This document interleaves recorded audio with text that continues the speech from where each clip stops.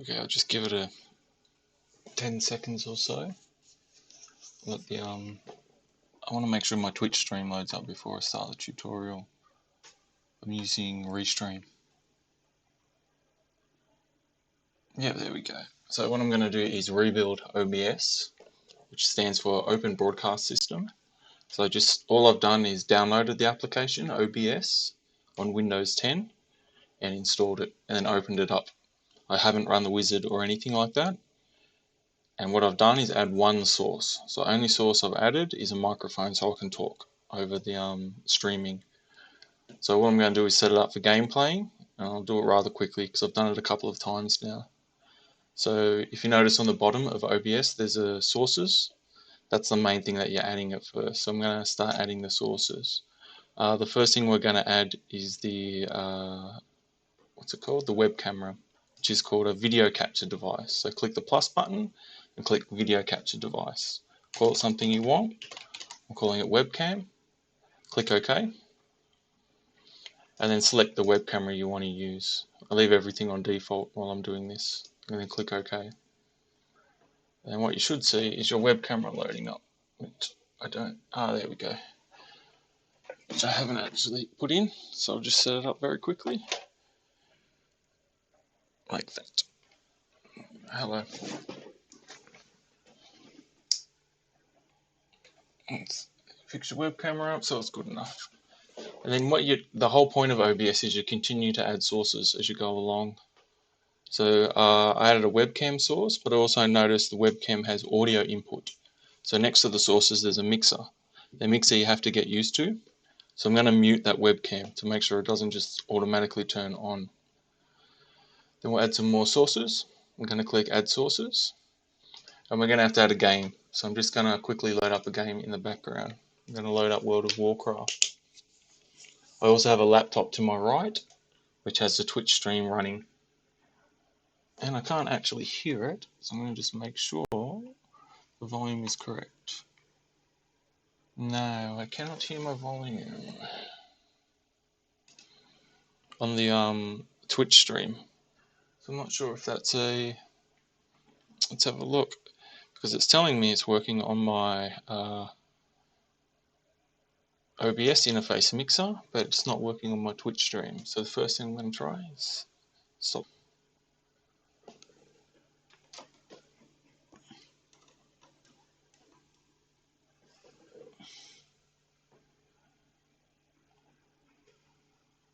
So what I've done is I've restarted my Twitch stream, and I want to just make sure. No, I still can't hear my volume, which is interesting. I'm not sure if that's a laptop issue or a streaming issue. I'm not sure if that's a laptop issue. But the stream's finally kicked in. I just can't hear it on. Everything's turned down. That's why. Stream's finally kicked in. I just can't hear it on. There we go. Everything's turned down. That's why. So I probably should have kept it going. That's probably a good point to talk about echo when you're streaming and you have your webcam or your microphone on. You can't have background going or it'll start sounding like this. Test 1, 2. You can't have background going. Sounds horrible. Test 1, 2. You can't have background going. Sounds horrible. It'll get worse and worse and worse. And sometimes if you're only listening to the game, that's all you can hear will be the echoing and echoing and echoing. That's all you can hear. So I should have microphones on. Which is probably a good point. What I'll do right now is you want to have earphones while you're running. So I have a pair of earphones. I have many pairs of earphones. I have a monitor set of earphones. And you use this to listen. It's essential when you're streaming. And that way I can listen to my output same as my speakers, but keep my speakers low. Via a mixer that I have over on this side. So I can hear the Twitch stream now in the background. And I can just turn it up and down whenever I want to. Whenever I want to listen to basically the Twitch stream. So we'll get on with it. Everything was fine. I just had my volume down on my main speakers, which you need to do when you're broadcasting. So we continue to add the streams. I was loading up a game. That's my streaming PC. I've only just bought it recently. Oh my god, it has been a pain in the arse. Mostly with drivers, I'm suspecting. So I'm just loading up World of Warcraft in the background, and I'm going to change the output in my game to make sure it's full screen. Because I played around with it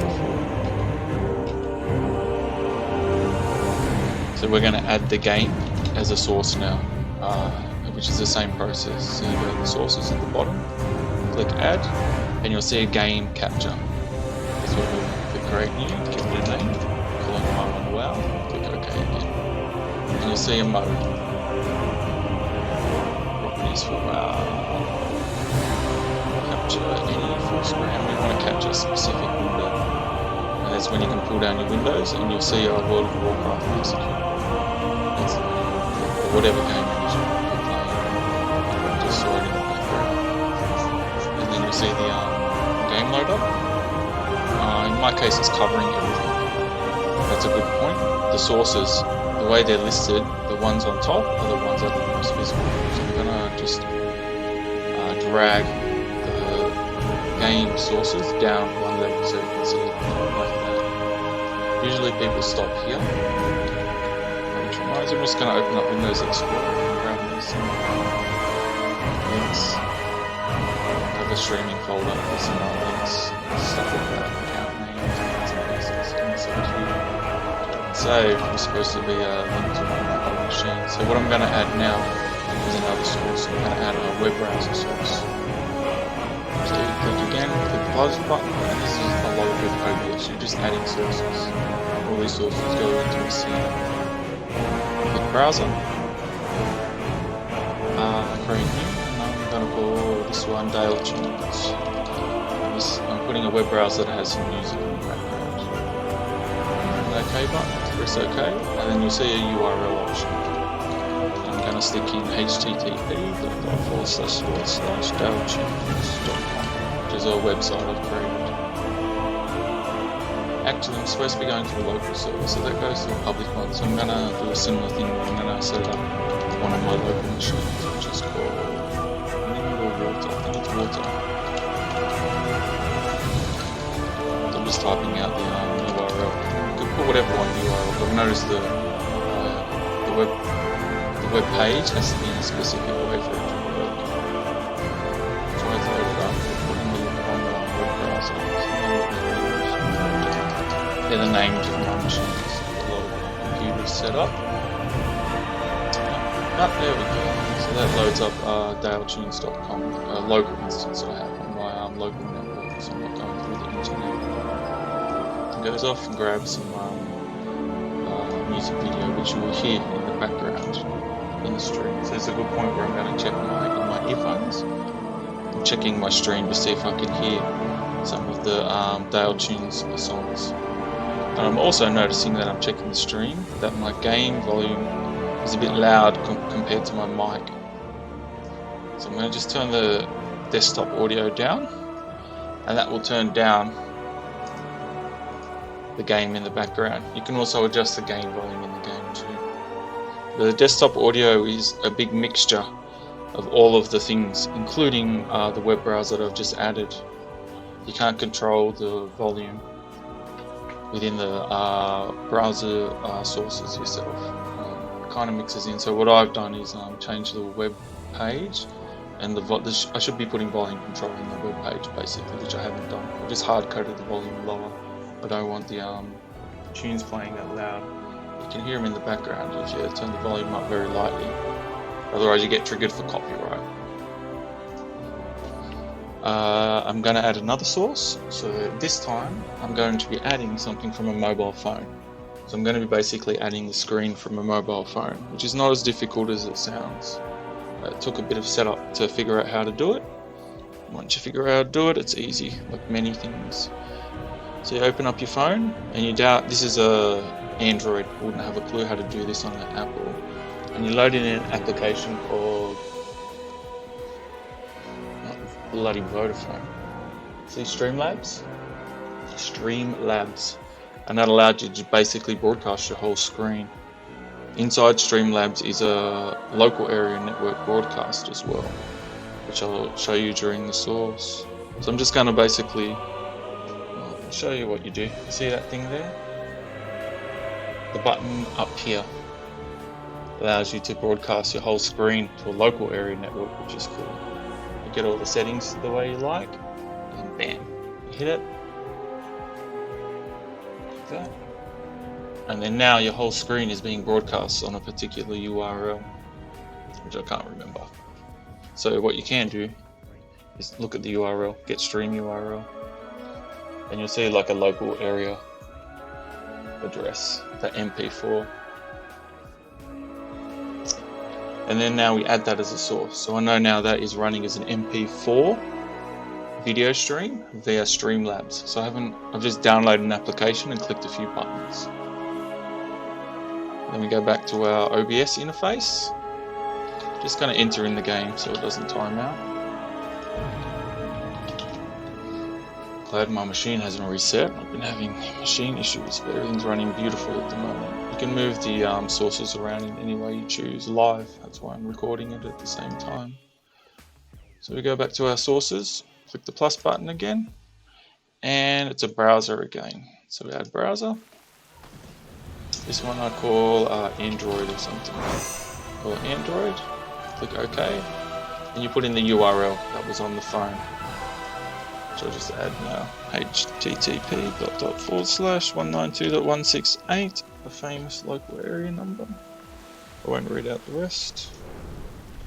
But it'll be whatever yours is, including the port number. So it needs to be 9060 all the time. /1/ I think it's v.mp4, and that should be the stream of my Android phone, which it is. And you can see how my Android phone has popped up. This is where you have to be careful as well. I'm broadcasting from a personal phone, so I don't want any phone calls and stuff like that to pop up. Ideally you want to be broadcasting from a tablet that's not got anything personal on it. So keep that in mind when you're broadcasting from your phone like this. You don't want personal stuff coming up if you're sensitive. So what I'm going to do is load up emulator, a Mega Drive emulator. Is typically what I stream up there. RetroArch, load recent, and we'll just load up some Sonic the Hedgehog. And you'll notice too, it'll double microphone. This was really frustrating, getting this going. And yes, and the stream is delayed too. Might be because it's fresh. Just make sure it's all running. Seems to be. You notice how it's either slow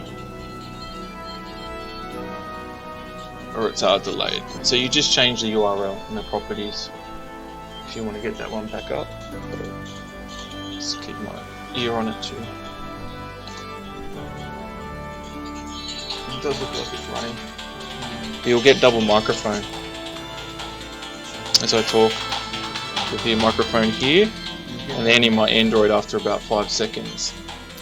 So what you end up having to do is turn the volume off here. And you can muck around with it so you can broadcast the sound. You put it in like a drawer. You can muck around with it so you can broadcast it. And then you stick that somewhere and you have that running in the background. I'll just restart the game. Turn my Twitch stream down so I can't hear myself. I'm going to reset it somehow. Quick menu, restart, there we go. Just restart the Mega Drive emulator. Move that up in the corner. You can also change the size of it and things like that. If you right click and go transform and muck around, you can change a lot of things with a lot of these sources visually. Make them transparent, make sure the borders are nice and things like that. And you can also add an image as well, so you can see how the Twitch streams are now built up. This is a pretty good interface. I'm using some of the more features. Another good one that you can add is a collection of video. That's really handy. What I've learned is repeats. So you may broadcast a Twitch stream, and you may highlight some of that stream, 15 minutes of the stream for example. Should look at the camera more. And then you can download those 15 minutes into an MP4 file to your computer, and then you can play those MP files on a loop, or any video you want on a loop. The way to achieve that is to use VLC Media Player, which is a very common open source media player on the internet. And you download the 64-bit version. That's important. If you have a 64-bit Windows machine, you have to download the Windows 64-bit version. And all you do is you download it and install it, click next, next, next till you're happy. And the next time you click OBS, the VLC media player will be inside OBS. Do that first, and then come back to the interface. And then what you can do is you just add it again. It's very simple. You go to the sources, click the plus button, and click the VLC video source. Give it a name like normal, and then you can add files into that. So what I'll do is I'll just add a couple of files that are pre-recorded on my computer. Just some streaming stuff that I know is safe to broadcast. Remember, you are broadcasting live to everybody, so you have to be careful what you broadcast. You don't want to get yourself into trouble. A bunch of games. So I'm just adding about 10 files. Click open and you click OK. Bam. That's simple. Challenge. And you'll see it running. You'll also hear it as well. It's now in there. The good thing with VLC is you can turn that volume down. So I can have that running and I can turn it completely down so you can't hear anything. I'll put on a more volumey video, something like that. You can have that running and you won't hear it in the Twitch stream. Let's double check. Yeah, you can't hear it in the Twitch stream. But you can play with the mixer, so you can have it in the background. Turn down all the game volume as well.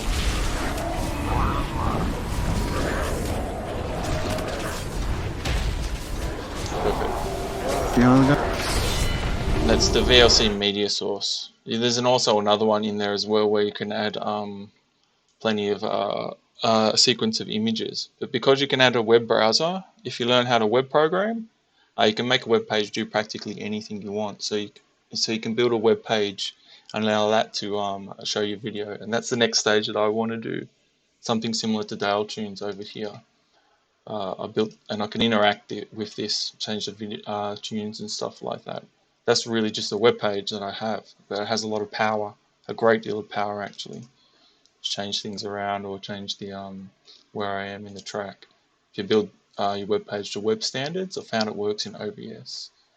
But if you stick in a web page that is not built as well, shall we say, it won't load up. I think it has to be in full screen. I'm not sure how you have to build the web page to make it work, but if you build towards web standards, it's the most likely to work. So just turn the game volume back on, there's something running in the background.